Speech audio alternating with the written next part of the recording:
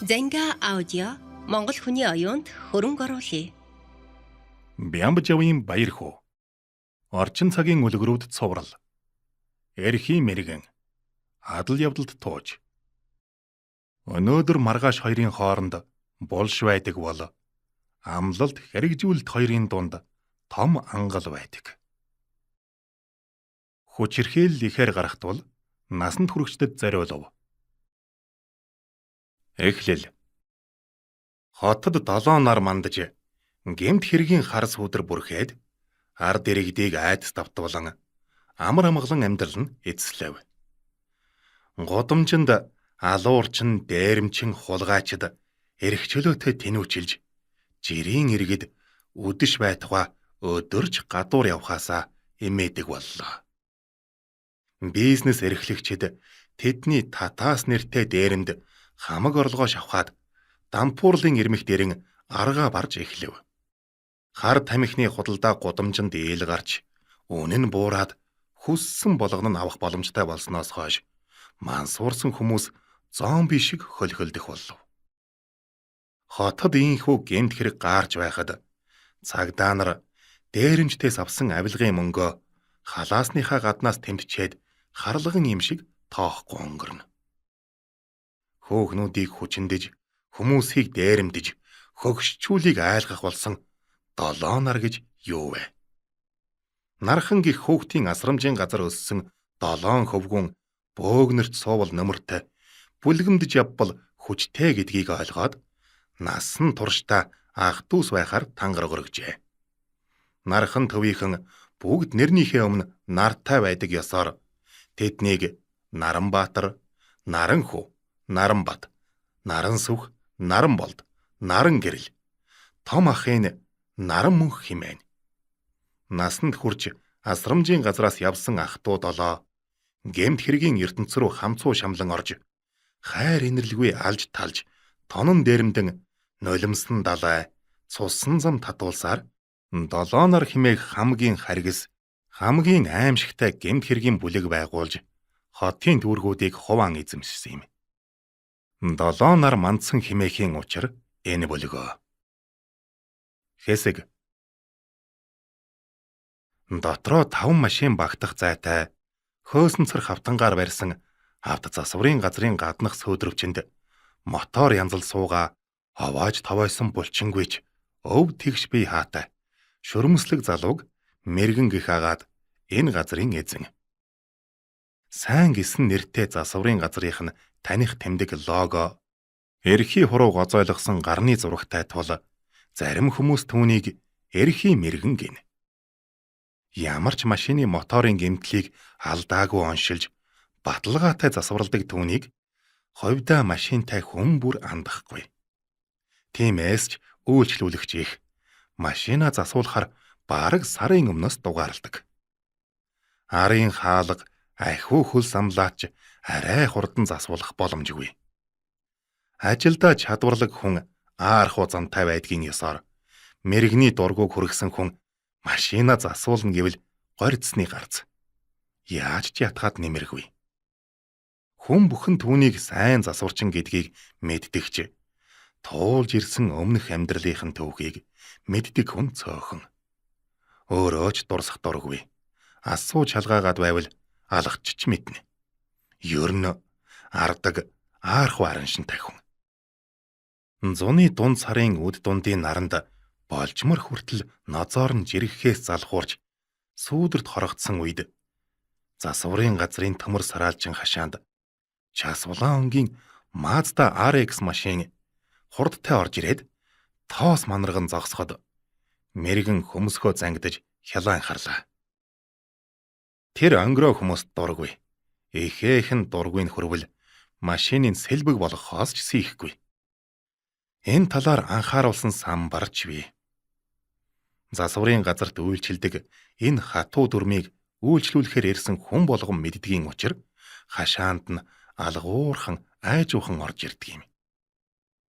Ажилд нь тусалж гар хөлийн үзүүрт зарагддаг хөлгөө гих хуурай дүүн засаж буй машиныхаа доороос мөлхөн гарч ирээд "Өө муу мал чинь бүр дайрхан л дээ" гэж ууртайгаар өглээд гартаа барьсан халиваа чанга атхан алхлаа. Эсрэг цэнгүүд түлхэлцэж ижлэн нийлдэг жамаар ахтайгаа адилхан омголон замтай тэрбээр цодолдож нүүдэлдэх дайлам алддаг байнийгэн.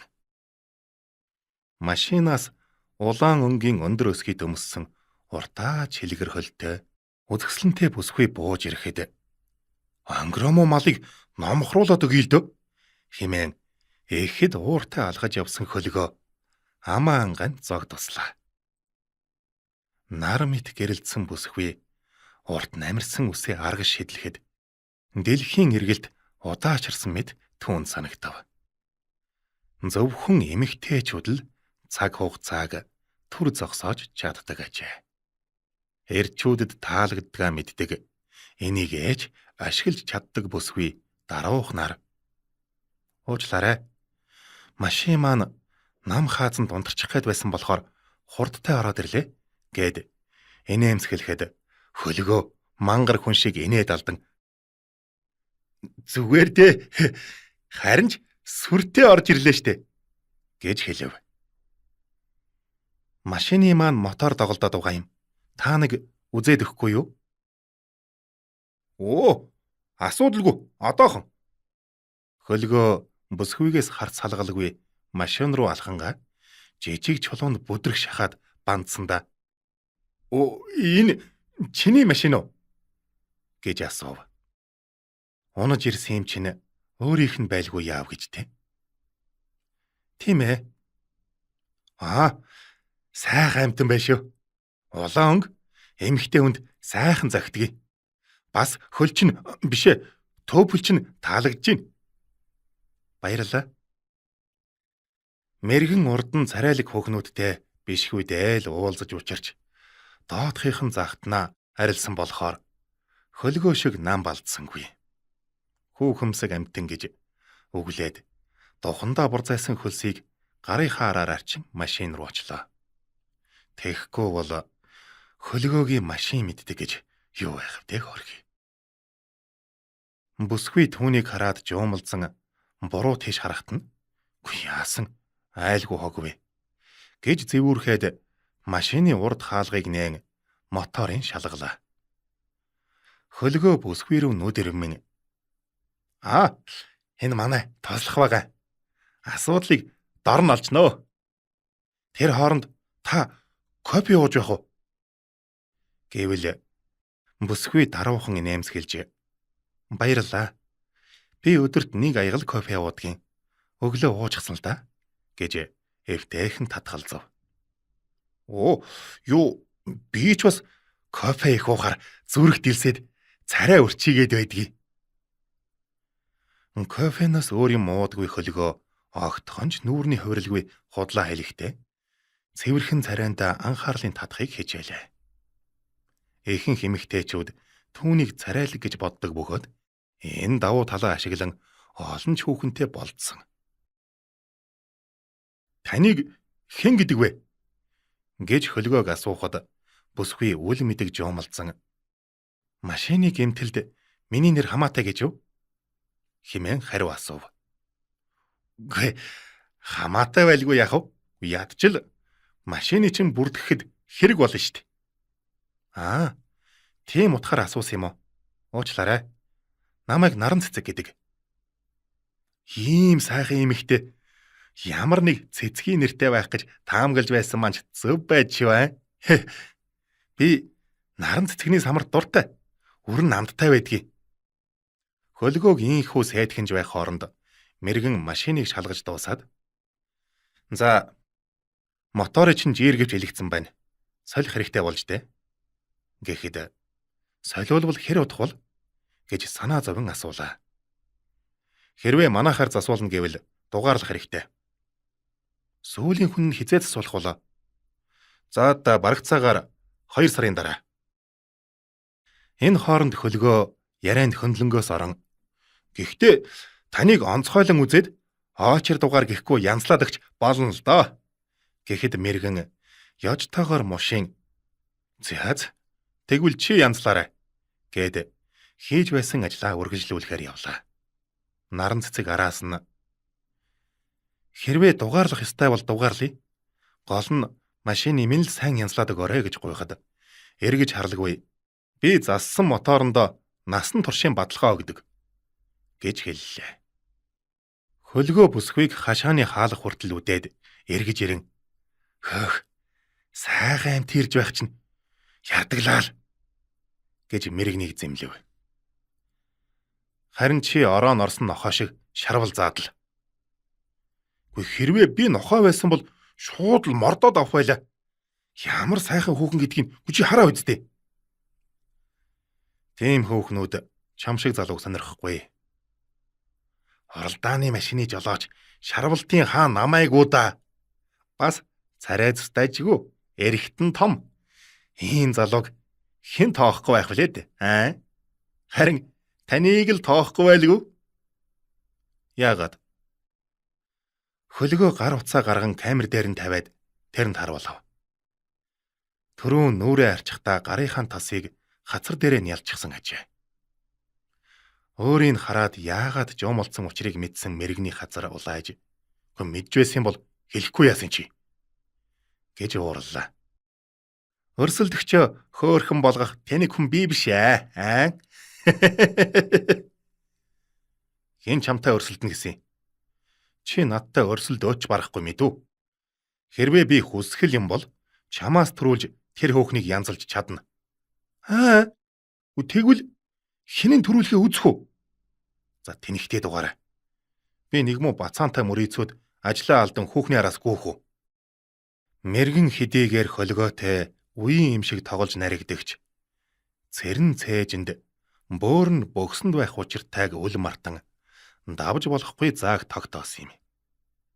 Ам халаад ах цахаа марцсан гэмшсэн хөлгөө уучлалт гуйгаад "Аха, ингэхэд та яагаад гэрэлдэггүй юм бэ?" гэж асуулаа. 30 настай хүн ганц бий байна гэдэг гэмт хэрэг биш.